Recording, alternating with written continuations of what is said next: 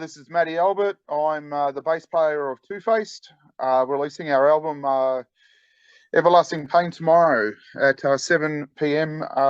Friday. What's the date tomorrow? September 16th, brother. That's it.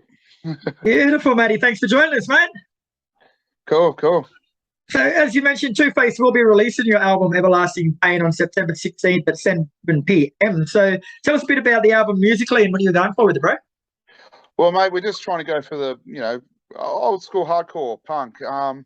We're quite heavy as well. I don't know, we didn't really intend to be so heavy, but we ended up pretty heavy. So it's good. Yeah. And you've released a series of singles in the lead up to it. So, of the ones you've released, would you say they're a good sonic representation of the album as a whole, or is it a bit different? It's hard to say because some of them are a little bit heavier than others, and some are a little bit faster than others. So that's what happens when you have different influences in the band. Well, back to the album, mate. Like Everlasting Pain, you mentioned you've got a few different sort of influences on there. So run us through some of those influences and how they sort of impacted on the album. Yeah, well, we all come from kind of different backgrounds. So I'm a little bit older than the boys. So I come in from the old metal days right through the death metal days to old school punk days. But with this band, we basically very influenced by the New York hardcore scene, as well as raised fists and stuff like that. So very fast, aggressive hardcore punk. Yeah. That's a scene that's sort of growing steadily in Australia at the moment too. Do you think it's going to eventually take over and be one of the more accepted sort of genres? Well, it was quite big in the late 90s, early 2000s, and it kind of waned off a little bit. But with bands that are coming up now, there's bands like Speed that are coming up and they're getting a little bit of notoriety. And I'm really hoping that we can try and get a little bit more notice out there. Yeah. Sure. And you guys, as you say, mate, like you're playing aggressive hardcore punk type of music, which is nothing new, but you guys claim to take it to another level. So how so? Oh, mate, you just put everything into it, don't you? Yeah, that's it. So run us through a typical Two Face live show then.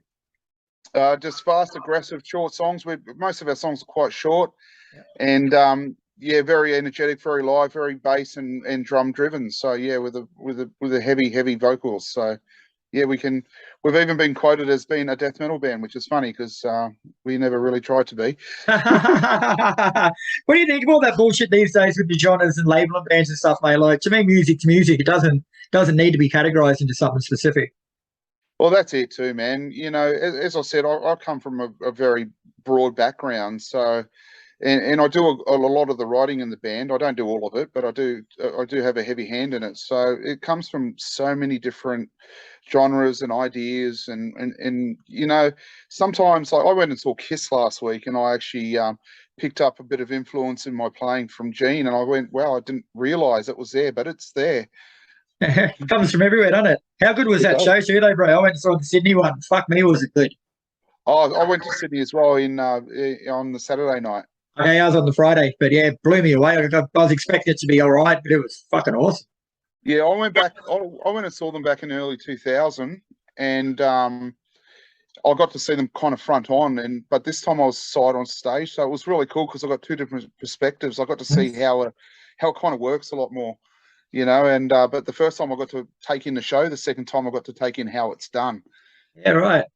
So sort of speaking of things like that, man, like as a band, like, do you sort of take notice of things other bands do, like in bigger shows like that, and sort of see what you can maybe manufacture to suit your shows? Well, that's just influence in everything, isn't it? Like, you get that from whatever band you go and see. You don't sit there and particularly go like, oh, geez, I'm going to rip that. But then one day you find yourself and go, I think I borrowed that from somewhere. True. And Two Face is made up of former members of bands like Toe to Toe, Daemon Pyre, Headbutt, and Silence Break. So what sorts of things do you take from previous bands and improve on when you go to a band like Two Face? Once again, it comes through your influences and stuff like that as well, and sometimes some of those bands have no thing into this at all, because for example, in Headbutt, I was the guy from Headbutt. I actually played lead guitar. Already have your bass now. Yeah, and I'm a bass player.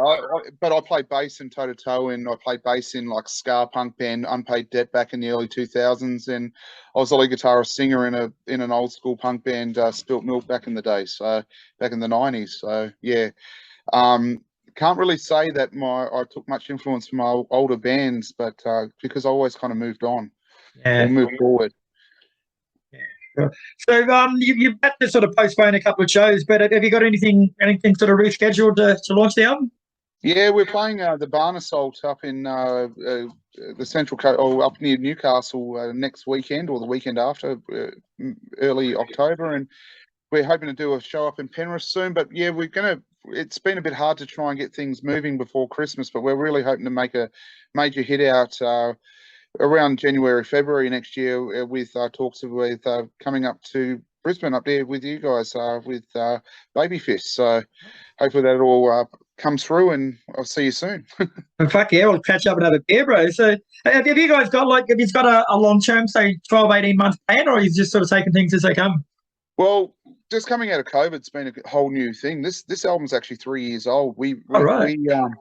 And in that time, we even lost 2 members of the band, our guitarist and drummer. We've had to have a bit of a lineup change. But funny enough, our guitarist now, the one that we've got 2 guitarists. One's been in the whole time since the start, but the one that's just joined actually played on the album as a guest, and now he's actually in the band. That's the guy from Daemon Pyre, but he actually played in the very first lineup of the band. So yes, it's quite weird how it's come together, but yeah, our singer and guitarist are also cousins, so they've been doing this a long time together. Oh yeah, sweet. But yeah, in the future, now that we've got a pretty solid lineup with the new drummer and the new guitarist, we're already starting to talk about doing an EP pretty soon. Oh, cool. And getting stuff in the new direction. Yeah. New direction. What do you mean by that? We're going to stick to the same old hardcore punk, but when new influences come in, things might change a little bit. Yeah, very cool. Very cryptic answer, but very cool. Now, with this article, we're going to have links to tell people where to get a hold of the album. But just in case someone's listening to it without the writing, how do they get a hold of a copy of Everlasting Pain? Oh yeah, there will be a link down there. Check out our I think it's Bandcamp, and also check out Spotify. I'm pretty sure there'll be a link there as well, because the album will be released on there. And there is a CD copy of it, and there is t-shirt bundles there and stickers and stuff like that too. Beautiful, Matty. Right. Well, thanks very much for your time today, mate. Everlasting Pain is out Friday, September 16th at 7 p.m. So keep an eye on all your good socials to grab yourself a copy. Sweet, dude, man. Thanks for this, and rock on, man. I watch your stuff all the time anyway, because being a metalhead as well. Oh, cheers, bro. Appreciate that. Thank you. Make sure you look us up when you come up to Brisbane, man. We'll catch up and have a beer. Yeah, for sure, man. Looking forward to it. Me too, bro.